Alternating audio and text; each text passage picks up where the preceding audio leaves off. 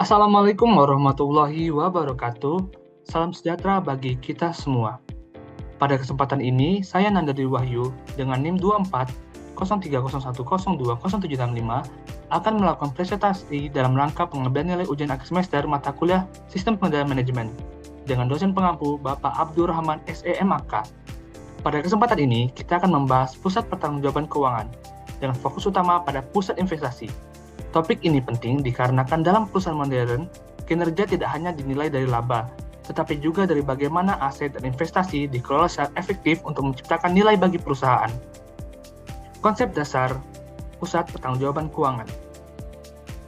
Pusat Pertanggungjawaban Keuangan adalah unit dalam organisasi yang kinerjanya dapat diukur dan dievaluasi berdasarkan informasi keuangan. Secara umum, pusat pertanggungjawaban dibagi menjadi 4, pusat biaya, pusat pendapatan, pusat laba, dan pusat investasi. Pusat biaya dan pusat pendapatan. Pusat biaya berfokus pada efisiensi sumber daya, sedangkan pusat pendapatan menargetkan pencapaian berdasarkan penjualan. Peran pusat laba. Pusat laba mengelola pendapatan biaya, memperluas peran manajer dan profitabilitas unit. Di antara keempat jenis tersebut, pusat investasi memiliki tanggung jawab paling luas, dikarenakan mencakup pengelolaan laba sekaligus aset yang digunakan. Berikutnya, pengertian pusat investasi. Pusat investasi adalah unit atau divisi yang tidak hanya bertanggung jawab atas laba yang dihasilkan, tetapi juga atas aset atau modal yang diinvestasikan untuk menghasilkan laba tersebut. Tanggung jawab strategis. Manajer pusat investasi memiliki wewenang dalam pengambilan keputusan strategis, seperti keputusan investasi, pengembangan aset, dan efisiensi penggunaan sumber daya perusahaan. Evaluasi kinerja keuangan. Kinerja diukur dengan indikator seperti ROI dan EFA yang menilai efektivitas penggunaan aset. Pusat investasi berperan dalam keberlanjutan bisnis. Pengelolaan pusat investasi yang baik mendukung pertumbuhan berkelanjutan dan penciptaan nilai jangka panjang. Berikutnya, pengukuran dan pengendalian aset yang digunakan. Pentingnya pengukuran aset dikarenakan pengukuran aset meliputi penilaian nilai, produktivitas, dan kontribusi terhadap laba perusahaan secara menyeluruh. Pengendalian aset efektif mencegah pemborosan dan memastikan aset tidak menganggur serta memberikan return yang optimal. Manfaat pengelolaan aset, di mana pengelolaan aset yang baik meningkatkan efisiensi biaya, menurunkan risiko operasional, dan stabilkan profitabilitas. Peran pengukuran aset dalam pusat investasi. Pengendalian aset sangat penting dalam penciptaan nilai dan menjaga keberlanjutan bisnis jangka panjang di pusat investasi. Pentingnya pengendalian aset. Besarnya aset yang dimiliki perusahaan tidak selalu mencerminkan kinerja yang baik.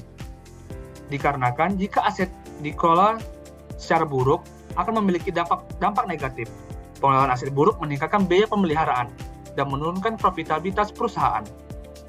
Namun, pengendalian aset memberikan manfaat apabila pengendalian dilakukan secara ketat. Pengendalian aset ketat mengurangi pemborosan dan menekan biaya operasional secara signifikan. Perencanaan investasi dan strategi. Data akurat dari pengendalian aset mendukung perencanaan investasi dan strategi bisnis jangka panjang. Berikutnya, cara mengukur dan mengendalikan pusat investasi. Pengukuran dan pengendalian pusat investasi dilakukan melalui berbagai cara, seperti penyusunan anggaran, yang dimana menetapkan alokasi sumber daya untuk operasional dan investasi secara efektif. Berikut evaluasi kinerja berkala. Evaluasi rutin memastikan kegiatan berjalan sesuai dengan rencana dan target yang telah ditetapkan. Analisis laporan keuangan. Analisis laporan keuangan menilai efisiensi aset dan profitabilitas melalui indikator keuangan utama. Perbandingan target dan realisasi. Perbandingan target dan realisasi membantu mengidentifikasikan area perbaikan dan evaluasi strategi. Berikutnya, indikator pengukur kinerja pusat investasi. Terdapat 2 indikator utama dalam pengukuran kinerja pusat investasi. Yang pertama, Return on Investment. ROI atau Return on Investment mengukur kemampuan divisi menghasilkan laba dari aset, menunjukkan efisiensi penggunaan aset. Yang kedua, Economic Value Added atau EVA. EVA menghitung nilai tambah ekonomi setelah biaya modal, memberikan nilai kontribusi secara akurat. Yang berikutnya, penggunaan gabungan indikator. Menggabungkan ROI dan EVA memberikan gambaran kinerja divisi yang lebih komprehensif dan mendalam. Manajemen kinerja dan perbaikan.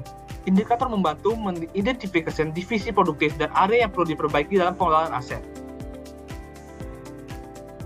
Berikutnya, Analisis mendalam Return on Investment atau ROI. Definisi dan perhitungan ROI. ROI mengukur laba yang diperoleh dengan membandingkan dengan aset yang digunakan dalam operasional perusahaan. ROI memiliki kelebihan di mana ROI adalah indikator sederhana dan mudah dipahami untuk membandingkan kinerja antara divisi dalam perusahaan. Keterbatasan ROI. ROI dapat mendorong penghindaran investasi jangka panjang yang menguntungkan karena fokus pada hasil jangka pendek. Penggunaan ROI yang efektif. ROI harus dipakai dengan pertimbangan menyeluruh dan tidak dijadikan satu-satunya indikator dalam evaluasi kinerja.